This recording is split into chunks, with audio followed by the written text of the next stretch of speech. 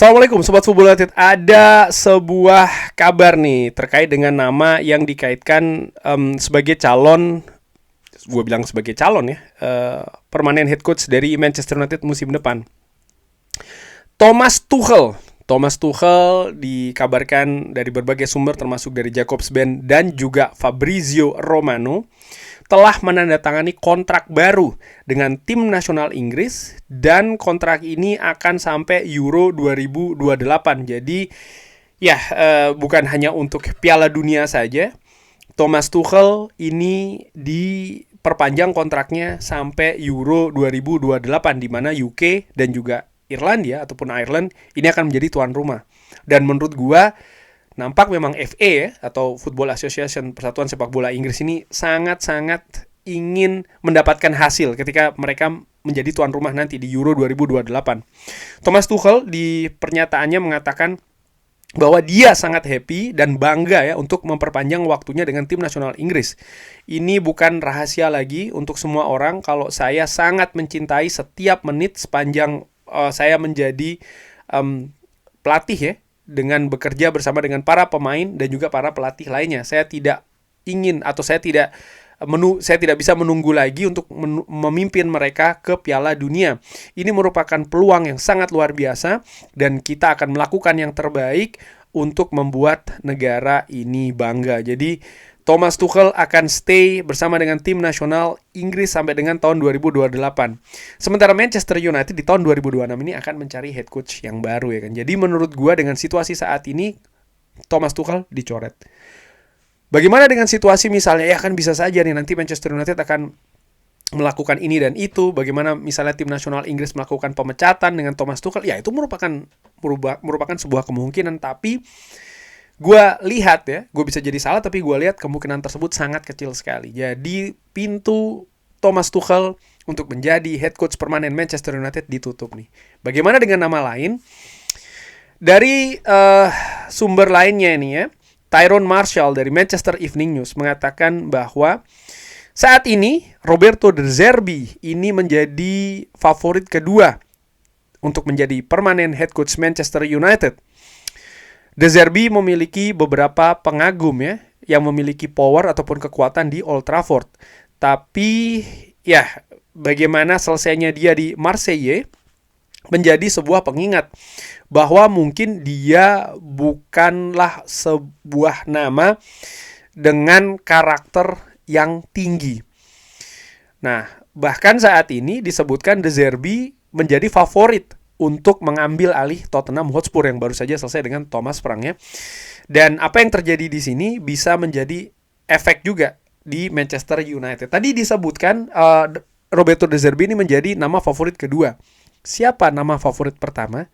Nah ini menarik nih, nama favorit pertama adalah Michael Carrick, disebutkan oleh Tyrone Marshall. Dan menurut gue sangat masuk akal. Menurut gue ya ini sangat wajar apa yang diraih oleh Michael Carrick sejauh ini, menempatkan dia menjadi calon pertama. Tapi apakah ini akan seterusnya seperti ini? Belum tentu juga. Tergantung bagaimana hasil yang akan dia dapatkan di akhir musim nanti. Kalau dia bisa membawa Manchester United ke zona Eropa, kalau Michael Carrick bisa membawa Manchester United bahkan ke peringkat yang lebih tinggi lagi, peringkat ketiga atau bahkan peringkat 2, siapa tahu ya, maka menurut gua tekanan bagi manajemen untuk mempermanenkan Michael Carrick akan sangat masif, akan sangat besar sekali. Cuman apakah itu akan menjadi satu-satunya pertimbangan?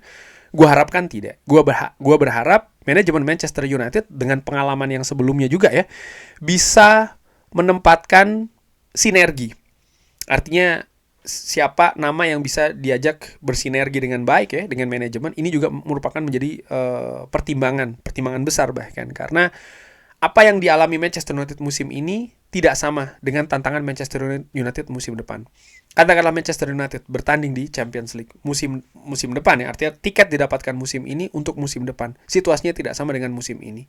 Tekanannya tidak sama dengan musim ini. Skuad yang dibutuhkan tidak sama dengan musim ini. Hal-hal seperti itu menurut gue harus jadi pertimbangan, karena keadaannya intinya tidak sama musim ini dengan musim selanjutnya. Sehingga ini juga yang harus diperhatikan untuk Michael Carrick. Support apa yang dia butuhkan? apa yang bisa diberikan juga untuk dari manajemen untuk Michael Carrick. Hal-hal seperti itu menurut gue harus dijadikan pertimbangan. Nah, ada juga sebuah nama yang menarik ya, Julian Nagelsmann, disebutkan oleh Tyrone Marshall. Ini menjadi sebuah nama juga yang sangat tinggi dipertimbangkan di Manchester United. Fakta bahwa ternyata ya dia memiliki kedekatan dengan direktur rekrutmen dari Manchester United, Christopher Vivell. Ini juga menarik. Ya, tapi situasi Nagelsmann ini sama juga dengan Thomas Tuchel. Apa itu? Artinya, ya dia masih akan bersama dengan tim nasional Jerman sampai dengan Piala Dunia nanti. Dan kontraknya dia ini juga selesai di tahun 2008. Artinya, ya Manchester United harus membayar kompensasi atau bisa saja berubah. Misalnya Julian Nagelsmann ini dipecat ya di tengah jalan, itu baru bisa membuat Manchester United terbuka untuk mendatangkan Nagelsmann. Tanpa itu semua, gue juga melihat peluang Nagelsmann ini tipis. Peluang Julian Nagelsmann ini tipis untuk bisa ke Manchester United saat ini. Sekali lagi, keadaan ini bisa berubah. Karena gue melihat tadi kontraknya ternyata sampai tahun 2028 ya. Artinya, ya kalau itu tidak selesai, susah bagi Manchester United. Mungkin ada beberapa fans yang melihat Julian Nagelsmann merupakan nama yang cocok ya. Ini menurut gue kecil kemungkinan itu akan terjadi. Nah, dengan demikian maka saat ini nama terkuat menurut gue secara ringan amatiran adalah Michael Carrick. Tentu saja ada juga nama-nama lainnya ya yang masih akan terus dihubungkan dengan Manchester United. Tapi faktanya menurut gue sampai dengan hari ini nama terkuat adalah Michael Carrick. Apakah ini situasi yang bagus? Gua ingin Michael Carrick berada pada posisi atau ya situasi dia tetap sebagai interim. Dan konsentrasi dia tetap sebagai interim. Artinya apa? Dia tetap fokus untuk bisa mencapai target yang ditetapkan untuk dirinya di Manchester United. Yaitu adalah mencapai tiket Eropa untuk musim depan. Itu dulu. Gue tidak ingin ikut ke arus yang mengatakan, kalau menurut gue secara ringan amatiran, permanenkan saja Michael Carrick. Tidak. Dengan situasi yang bahkan seperti ini, gue tetap berharap Michael Carrick menyelesaikan musim ini sebagai interim. Apakah dia dipermanenkan? Apakah dia diselesaikan? Apakah Manchester United mencari nama lain? Itu nanti dulu. Selesaikan musim ini dulu. Baru nanti di bulan Mei, secepatnya setelah musim ini selesai, Manchester United bergerak dengan cepat. Gua berharap saat ini manajemen sudah mulai memetakannya. Nama-nama yang memang memiliki potensi untuk diajak kerjasama, ya, bersinergi sebagai head coach Manchester United musim depan. Tapi tidak saat ini. Biarkanlah segalanya ini pada tempatnya masing-masing saat ini. Artinya Michael Carrick sebagai interim. Nama-nama lain juga biarkanlah bekerja di posisinya masing-masingnya. Dengan tim nasionalnya. Fokus ke sana dulu. Terkait dengan De Zerbi yang tidak memiliki klub saat ini. Ataupun juga nama-nama lain yang tidak memiliki klub. Ya menurut gue, ya biarkanlah juga segala dinamikanya berjalan dulu nih. Sendiri-sendiri. Kalau memang akhirnya mereka nyangkut dengan klub lain, ya memang berarti bukan untuk Manchester United. Sebaliknya, apakah ini berarti ya Michael Carrick dipermanenkan dulu sekarang? Enggak. Gua ulangi lagi, jangan. Biarkanlah seperti apa adanya dulu, seperti rencana semula.